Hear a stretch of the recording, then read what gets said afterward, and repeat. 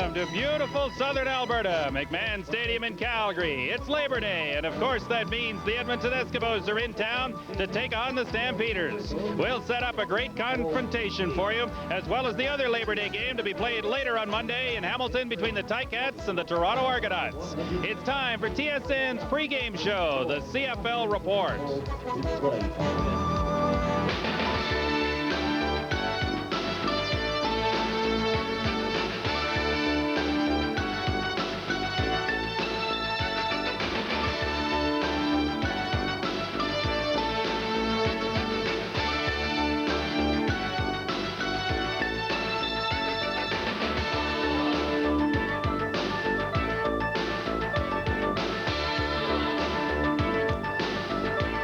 Absolutely glorious day in Calgary. The temperature up very close to 20 degrees Celsius, looking for a big house, maybe 30,000 at McMahon Stadium, to watch these two great rivals. It doesn't matter what the sport, Edmonton and Calgary, a great confrontation. Labor Day just adds something a little more special to it. This is a rivalry that over the years has been dominated by the Edmonton Eskimos. They're 82-49 lifetime in the series since 1949. They're 17-6 in the decade of the 80s, and they're 17-8 on games played on Labor Day with one tie. So this will be the 27th renewal of a great rivalry, and it should be a good football game. And I know two guys who can't wait to get at it. John Wells and Leif Pedersen. Let's get some thoughts, guys. All right, Peter, we definitely look forward to this one. The Eskimos, as you say, have dominated this Labor Day Classic, but the Calgary Stampeders point to 1987 when Larry Kuharich predicted they would come up with a victory, and they did, and that is the memory that the Calgary Stampeders take into this one this afternoon. John, it's going to be a tremendous game, and Calgary has really come back in this 1989 season. They are now standing at 5-3. They trail the Eskimos by 4 points, and I think if they have any hopes of trying to get first place in the Western Conference, this is a very important game for them to win. Over 30,000 people expected to be here today. I think it's going to be a great afternoon. Now, back on July the 21st, the Edmonton Eskimos prevailed over the Calgary Stampeders 54-4. The Stampeders will not take that defeat lightly here this afternoon. But since that time, Calgary has come on and only lost one football game. So the Stampeders have turned it around since Edmonton handed them that shellacking. Well, they have, but, you know, Edmonton at 7-1, they are really on a roll. This is the third week in a row that we have done the Edmonton Eskimos. And, boy, on defense and offense, you cannot find a weakness on that team. They are playing on all cylinders and fun to watch. It is Labor Day afternoon in Calgary. We think it's going to be a great one for both the Edmonton Eskimos and the Calgary Stampeders. Peter? All right, John, thank you. We got Coach Ferragalli standing by with us now. Joe, you've been here a lot of times on Labor Day and remember some great battles and some great stories, I'm sure. Oh, one of them comes into mind, I guess it was back around 1977, and Calgary had a pretty good football team, and they used to call themselves the Black Cloud. And it just riled our guys up, and we came in and just whomped them pretty good. And I also remember 1987 when we got beat, so there have been some good memories, and once in a while the odd bad one. This is a much different Calgary Stampeder team than the one that you people beat so badly back in July, 54-4. How do you think the Stampeders have improved themselves in the last month and a half? Well, they seem to be playing with more enthusiasm. Gang tackling, 4 or 5 red shirts on the ball carrier, and they play like they're really enthused, and I think the talent's there, and I think the coaches did a great job after that loss to us at the beginning of the year. So you got to give the coaches credit. Larry Kuharich and his group and the players have done a great job. So we expect a different ball game today, and with a different team. You were 7-1. You beat this team badly the last time, but you were saying yesterday that this league is not that distant, not that much spread out, that the teams in it are really competitive, and that no one can take anything for granted, even though you won big and you're 7-1. Well, I feel that way about Ottawa too. There are some games that they blew that they should have won, with the exception of Ottawa. All the games have been fairly close. There's a good possibility of a 3-way tie, in the East. So the teams are all bunched up. It's exciting. And when you see a team like the Saskatchewan Roughriders with all the veteran team and the power, and, they get beat 3-4 in a row. So on any given day, a team can rise to the occasion and win.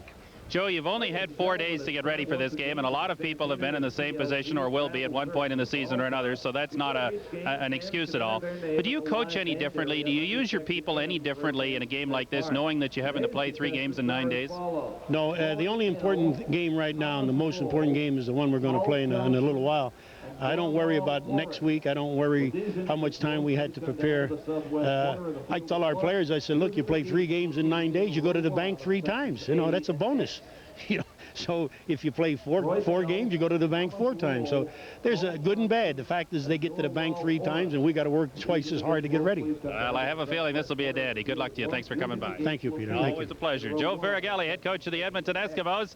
Well, there's already been one game played on this Labor Day weekend. It was at Taylor Field in Regina on Sunday afternoon. The Winnipeg Blue Bombers, the visitors, in another tradition on Labor Day. A low-scoring first half. The Bombers with an 8-6 lead, but Saskatchewan with a good drive here in the third. Milson Jones from 5 yards out scores to give the Riders the lead in the ball game for the first time. Still third quarter. Bombers against the wind. Sean Salisbury to James Murphy. Gorgeous catch for the touchdown. The Bombers back in front by 1 at 15-14, and they stretch that lead out later in the third quarter. This time over the middle, Salisbury to Jeff Smith from 8 yards out. 22-14 Winnipeg. The Bombers driving again. We're in the fourth quarter. Salisbury and Murphy from 38 yards, a fine catch there. That set up a 34-yard field goal by Trevor Kennard. 25-17 Winnipeg. The Bombers win it 28-20. So here's what the standings look like as this game begins. In the East, we could have a 3-way tie for first place, pending the outcome of the Toronto-Hamilton game later on Monday. The Ottawa Rough Riders still in the basement. They play in BC on Tuesday night. The Edmonton Eskimos with a 4-point lead over Calgary. Saskatchewan is struggling. They've lost 4 in a row, and the Lions have won their last 3, and again play the Ottawa Rough Riders Tuesday night in Vancouver, so they could pick up something in the standings as well. Just over 30 minutes to go. It'll kick off in Calgary. A gorgeous afternoon. We hope you'll stay with us, and lots more ahead on the CFL Report when we come back.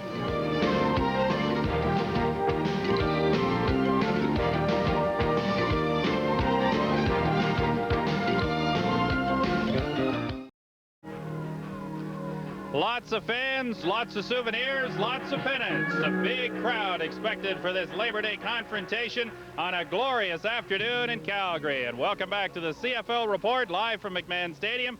Just under 29 minutes to go now until we get to the kickoff for the game. Let's go back to last Wednesday. The green and gold at home to the Saskatchewan Roughriders. Good ball game for the first 3 quarters before the green and white wilted, and Edmonton won again. Wednesday night, Commonwealth Stadium in Edmonton. Quarterback Tracy Ham ignited a sluggish Eskimo offense late in the fourth quarter as Edmonton exploded for 31 points within a 7-minute span. This 15-yard strike to Keith Wright gave the Eskimos a 35-11 lead with just 3 minutes left on the clock. Edmonton kicker Jerry Korek chipped in with 21 points on the strength of 5 field goals, 4 converts, and a pair of singles to round out the Eskimo scoring. For Saskatchewan, it's their 3rd loss in a row. They dropped to 4-4, good enough for 3rd in the West. For Ham and the Eskimos, their 5th straight win, moving into 7-1, tops in the CFL, 4 points up on Calgary in the West. Eskimo quarterback Tracy Ham was the CFL Player of the Week offensively for his performance against the Saskatchewan Roughriders last week. What do you see in this one today, Tracy? Well, I think it's going to be the typical Labor Day Classic. It's going to be a physical ball game, and you expect that. I think the team that make the fewest mistakes will win the ball game. What is your most important offensive weapon as you're going against Calgary today? Well, I'd like to say Reggie Taylor because of the fact when we don't go to him, and then when we go to him, boom, he springs it on him. But you got to count for the offensive line because that's where ball games are won, in the trenches. All in all, you got to have those guys week in and week out if you're going to be successful on offense. So as a group, the offensive line are the most important groups that we have on the team because, when they go, I go. When we look back to the last time you met the Calgary Stampeders, the Edmonton Eskimos scored 54 points. Do you feel there's a 50-point offense in this team against an improved Calgary Stampeder team this afternoon? Well, I think you said the key to an improved team. They're definitely an improved team. As far as the points production that we're going to do, that's hard to say. We just got to go out and try to play good, sound offense without making mistakes. And I think if we do that, we'll put some points on the board. I won't say 50. I won't predict how many, but, we're not good enough offensively to say how many points we can put on the board at this stage of the game. I think we just got to go out and play mistake-free offense, and then I think the points will come. Okay, Tracy, thanks very much. Have another good afternoon. Calgary Stampeders came up winners last week as they took on the Hamilton Tiger Cats and made it 2 in a row over the Cats.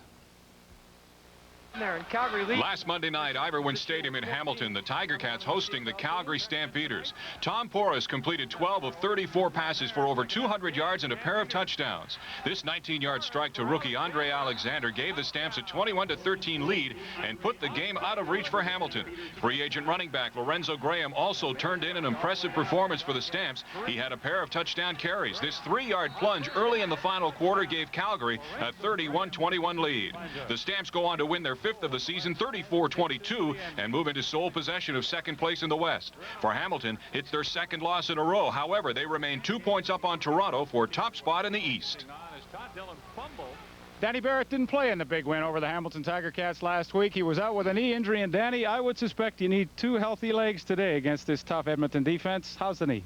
Well, the knee's fine right now. Last week it wasn't 100%, and we felt that it would be best if we went with Tom and Terrence, and they did a good job last week, and we got the victory. So today, again, the knee is fine. I'm looking forward to playing against Edmonton. Do you feel like Danny Barrett has to run personally with the football in order for the offense to be successful? Not at all. I think early in the year we had a little problems with our running game, but now with Lorenzo in the backfield and Tim Petros, they're doing a good job, so I'll be more than happy to hand it off to those guys. Do you find it somewhat ironic that you, at the beginning of the season, were penciled in as the third-team quarterback in Toronto? They're now 4-4. You guys are 5-3. You're the starter out here. Do you find that a little ironic? Well, yeah, I guess you can say that. You know, I know those guys very well in Toronto, and you know, I'm feeling for those guys as well. Hope they can get things together there. But in the next couple of weeks when we play them, I hope things stay the same. But again, I'm happy to be here in Calgary. I'm happy the organization is giving me an opportunity to play. And again, I just want to go out today and have some fun. Yeah, you've been doing a great job. Listen, I've looked at Edmonton's defense now for the 3rd week in a row. I can't find a weakness. Have you been able to see something on film? Well, I tell you, the key to Edmonton's defense is that they got good personnel right now, and they all play well together. And they talk all the time that there's no conflict of egos and everything. They're true about that. They're playing very well together. But I think the key is that we got to stop their offense and keep them off of the field. And the more we're on the field with the football, we can make things happen, and that's what we want to do today. All right, Danny, best of luck. Thanks a lot. Okay, Peter. All right, Leif, thank you. 23:35 till kickoff here in Calgary. It's a glorious afternoon. The Eskimos and the Stampeders. And we'll have more on the CFL Report when we come back. Stay with us.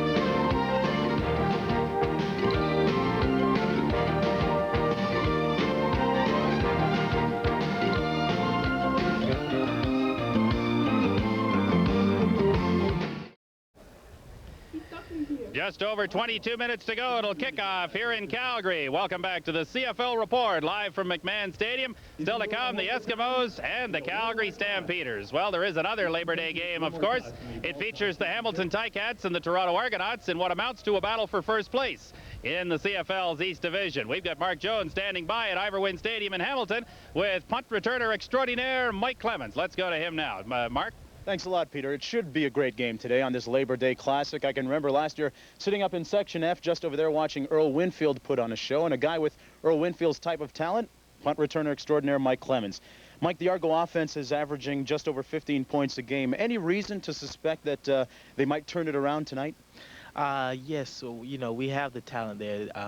We've had a little trouble here early on, but, you know, it all, you know, been a lot of fingers pointed, but it all sums up to they have 12 on their side and we have 12 on our side, and our 12 haven't been getting the job done.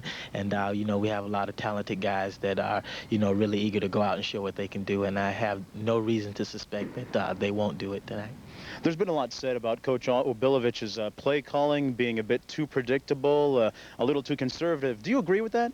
Well, I don't know about the play calling so much as we just haven't been getting the job done. Anytime you line up against another team, it's 12 guys against 12 guys. And if you're really giving it all, you can make any play work if you're really executing the play itself. So, you know, maybe, you know, it could be a little predictable. You know, you're saying you have receivers that are dropping balls. The quarterbacks maybe aren't as playing as well as they have been in the past, but it all sums up to we're just not executing and get the job done, and we have to do that. Mike is a great kick returner. Do you feel any extra pressure to maybe break the long one a little more than you would because the offense is struggling? Well, not the pressure, no, not so much as wanting to give the guys a spark, and that's basically your job as a kick returner, is to go out there and try to provide a little excitement, both for the offense and the defense, to get everybody going. This is your first time around with the Hamilton-Argo rivalry. What have the players on your team told you about it? How special is it to you? Well, I tell you, being a rookie, there's a lot of firsts, and it takes a lot of time to get used to a lot of things. But one thing that's automatic once you come here in Toronto or to Hamilton is the rivalry between the two teams. You sense it, you feel it, and that's one of the things that it takes no getting used to. Well, Mike, thanks for joining us, and good luck with a speedy recovery. We hope to see you in the next Labor Day Classic between the Ticats and the Argos. Thank you very much. It's a pleasure to be here. Peter, it should be a great game. The Argonauts can get into first place with the Hamilton Tiger Cats and the Winnipeg Blue Bombers with a win tonight. And joining us shortly will be Frank Robinson, the linebacker of the Hamilton Tiger Cats. Frank will be coming in just now, and the Ticat defense has been giving up over 30 points a game of late over the last 4 contests. Frank, there's a feeling that maybe some of the bodies on the defense are getting a little old. Is that true? I don't think so, Mark. We started playing great football beginning of the season, and it's just the past few weeks we've just given up the big plays, and we just need to just get it back together and start playing Hamilton Ticat defense like we did early in the season. What about some of the new faces on the defense, Frank? Is that cause for concern? Not cause for concern. It's just that because there's new faces on the defense, we need to know each other and get to know each other a lot better. And I think as the weeks go on, the rookies are not rookies anymore. We're going into our 9th regular season game, and they can't consider them rookies anymore. So they got to start playing like veterans, and they are good ball players that have played well in the past, and we just all need to bring it together tonight. There's a feeling that you haven't had quite the pressure on the quarterback that you haven't had in the past. Is that true? I think that's true. It's pretty evident. Our sacks are down this year than they were last year. But I think we're playing a different type of defense this year, too. We're playing like a pressure defense where some of the linebackers are blitzing, too, and it kind of takes away from the D linemen, like, you know, maybe Walker and Grover and Skillman aren't getting the sacks they did last year. But they are still getting pressure, and the quarterbacks are getting rid of the ball a lot faster now. But you're going to see, I think you're going to see a fired-up Argo team tonight and Ticat team. It's going to be a great Labor Day game. Anything like last year when they clobbered Toronto? Well, I don't know about clobber in Toronto. We just like to win and play the best of our abilities, and Toronto's going to go out there to play the best of their abilities, too, and I think it's going to be a great game. Well, thanks for joining us, Frank, and good luck tonight on this Labor Day Classic. Thanks a lot, Mark. Pleasure to be here. Frank Robinson, Hamilton Tiger Cats linebacker. Peter, should be a good one.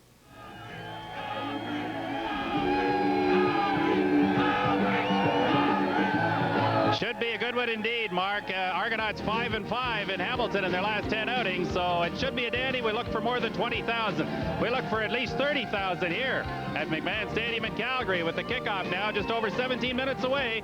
Stampeders and the Eskimos coming up.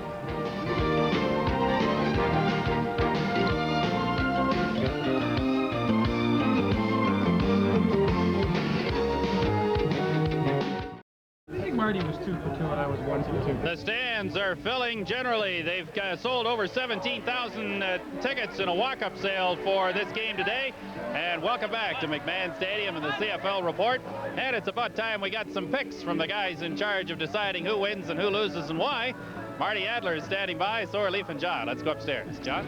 Well, these guys do not decide who wins. Let me set that straight. They pick a team and are sometimes right and sometimes wrong. Sometimes Leaf is better than Marty, and the reverse was true last week, correct? Marty had a pretty good week. Marty went 2 for 2. I hate to say that on national television now, but he was 2 for 2. I was 1 for 2. But things are looking up for me. All right, let's set the line and get Marty's pick for the other Labor Day game that's coming up later tonight. It is the Argonauts against the Tiger Cats in Hamilton, and here's Marty. Well, John, I'm sorry I'm not wearing my tie right now. It didn't come in, but anyway, if I did have my tie, I'd probably look too much like Leaf. And you know what a deterrent that could be. First game up, let me tell you, between Toronto and Hamilton, it's a good rivalry. Hamilton wins the first one 24-15. But you know what? Toronto only managed to score 6 points last week. I cannot understand how a team in the CFL can only get 6 points in this league. By the way, Hamilton isn't doing so well either. They've only averaged 18 points per game in their last couple of games. But in this one, although it's a good rivalry, there's going to be no contest. Ticats are favored by 6 in this one. I'd like the Ticats and the over 48. You'll likely agree with that. No, he gave me a shot, though. He hasn't given me a shot in a lot of weeks. So I guess you're allowed to get back at me once in a while, Marty. But, you know, I do agree with him. Hamilton favored by 6. Toronto. I mean, what has happened to an offense? It's got Darryl Smith, Emmanuel Tolbert, and Jeff Boyd. I mean, where are these guys? Gil the Thrill, come on now. What's going on here? I can't figure this out. So, Hamilton, I'm going to go with Marty, and I'll give the 6 points because the Argos, you know what it is? Too many stars on one team want to carry the load. There's too many individuals right now. Perhaps it's the fact that we'll see 2 former Argonauts along the offensive lines for these 2 teams today, and Ambrosi and Dan Ferroni. Yeah, like they let a couple of good guys get away, and they're here in Calgary, but nevertheless, Toronto is struggling. So is Hamilton, but they're playing at home, so I'm going with Hamilton. All right, the BC Lions will try and keep a hot hand going when they entertain the Ottawa Rough Riders at BC Place Stadium, and that game's coming up tomorrow. Here's how Marty sees that one. I got to tell you, all year long, I've been kind of pulling for Ottawa. I even picked them to win one game. But, you know, last week showed me that this is a pretty gritty team. They do not like the idea that they are 0-8 this year. I think the players are starting to get a little respect for themselves. Last week, the only way that they were defeated was because of the turnaround created by the British Columbia defense. You know what that story's all about.